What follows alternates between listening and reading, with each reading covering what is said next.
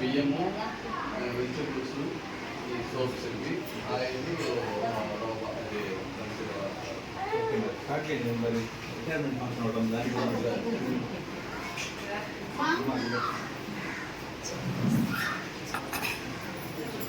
కూర్చోలేదేం లేదు ఇక్కడ ఆ ఫోటోస్ తీసుకుంటుంది కూర్చొని తీసి ఫోటో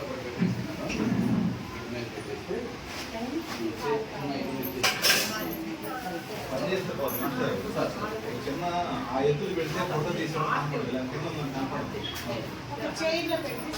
చేయలేదు అట్లాంటి ఇదే పెట్టింది అది కొంచెం ఫస్ట్ దానికి దీని ఒక ఫోటో తర్వాత పెట్టుకోవాలి ఫోటో కావాలి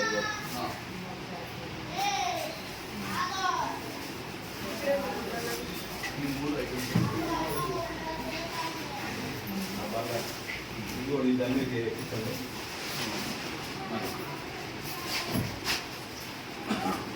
అంబేద్కర్ రండి మీరు మేడం గారు మీరు రండి మీరు పక్కకు చేయండి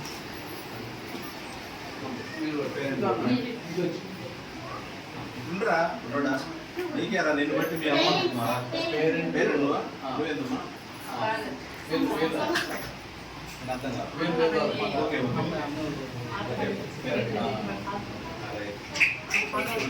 పేరెంట్గా మా ఇచ్చేది పేరెంట్ తీసుకున్నాం సార్ మీరు మాది అని ఫోటో మీరు నవ్వటం కాదు నేను నవ్వాలి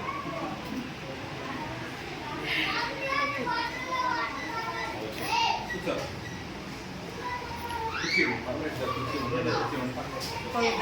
ఓకే పరమేష్ గారికి కింద పెట్టుకోవచ్చు అమ్మా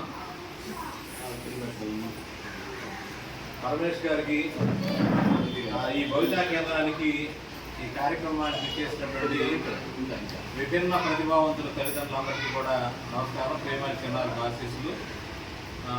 పరమేష్ గారు మరి ఎంతో మంది ఎన్నో చోట్ల దాన ధర్మాలు చేస్తున్నారు, కానీ వారికి దేవుడు ఒక మంచి మనసు ఇచ్చాడు. ఏంటంటే ఈ పిల్లలకి వీళ్ళకి అర్థం ఏమంటే మామూలుగా అంటూ ఉంటారు కుంటోళ్ళు, గుడ్డోళ్ళు, మోగోళ్ళు, చెవిటోళ్ళు. ఆ పదాలు మనం వాడకూడదు. మనం ఏమైనా వాడాలంటే ఇంతకుముందు ఏమన్నారంటే ప్రత్యేక అవసరాలు కలిగిన పిల్లలు అన్నారు. అంటే వాళ్ళ ప్రత్యేకమైన అవసరం ఏంటి? ప్రత్యేకమైన అవసరం అంటే వినపడదు కాబట్టి చెవికి వినపడే వస్తువు, సరిగా నడవలేరు కాబట్టి వాళ్ళకి స్టాండు లేకపోతే 3 చక్రాల సైకిల్, అదేనా ఇట్లా కొంచెం ఏదైనా దృష్టి దోషం ఉండేటట్టయితే వాళ్ళకి కళ్ళద్దాలు. అంటే ఈ కొన్ని ప్రత్యేకమైన అవసరాలు. సాధారణ పిల్లలు సాధారణ ఉంటారు. ఇప్పుడు దాన్ని మార్చేశారు. ఏమని మార్చారంటే విభిన్న ప్రతిభావంతులు. వీళ్ళలో కూడా చాలా ప్రతిభ ఉంది. మీరు వస్తే మన ఎంఈఓ ఆఫీస్ ఉంది చెమ్మరాజు క్యాంపస్లో నొలకపేటలో. వర్ధన్ అని ఉన్నాడు కంప్యూటర్ ఆపరేటర్. ఆయనకి 2 చేతులు మీరు చూస్తే మనిషి అంతా బాగుంటాడు. చేతులు సమృద్ధి అన్ని ఏళ్ళు నాకు మళ్ళీ ఉన్నాయి కదా ఏళ్ళు. ఒకళ్ళు అన్నారు ఈ చేతికి ఏళ్ళు లేవు కదా ఏం చేస్తారు కంప్యూటర్ పని అన్నారు. మీరు 4 రోజులు కూడా చేస్తాను తర్వాత దండం పెట్టారు. కాబట్టి ఏంటంటే పుట్టుకతో వచ్చినటువంటి లోపం అనేది అంటే వాళ్ళు దేనికి పనికాదు అనుకోమండి. అందుకని దీంట్లో ప్రభుత్వం కూడా వీళ్ళ కొన్ని రిజర్వేషన్లు అనే వాటిని 102% రిజర్వేషన్ అంటే కదండి 4% రిజర్వేషన్ కల్పించింది. అంటే 100 ఉద్యోగాలు ఉంటే 100 ఉద్యోగాల్లో 4 ఉద్యోగాలు వీళ్ళకి ఇస్తా ఉంటారు. ప్రభుత్వం వీళ్ళు విడిచిపెట్టకుండా మామూలు బడులు కాకుండా ప్రభుత్వమే మండలానికి ఒక కేంద్రం అనేదాన్ని దీన్ని భవిత అంటారు. అంటే వీళ్ళ భవిష్యత్తు అనేదాన్ని నిర్వహించబడటం కోసం అనమాట. డిసెంబర్ 3వ తారీఖు డిజేబుల్ డే అనేదాన్ని చేస్తూ ఉంటాం. పిల్లలు ఉన్నారు, యాక్టివ్గా ఉన్న పిల్లలు ఉన్నారు. అదే చాలా మంది లోపల ఉన్న పిల్లలు ఉన్నారు. కాబట్టి మీ పిల్లల్లో ఉన్న ప్రతిభ మీకు తెలియదు.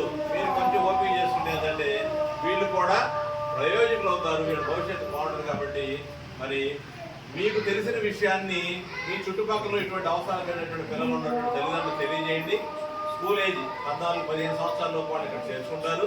వీళ్ళకి సదరం సర్టిఫికేట్ అనేది ఒకటి ఇస్తారు గవర్నమెంట్. ఆ సర్టిఫికేట్ తోటి పెన్షన్ వస్తుంది. అదేనా మిగిలినటువంటి రాయితీలన్నీ కూడా వస్తాయి అన్నమాట.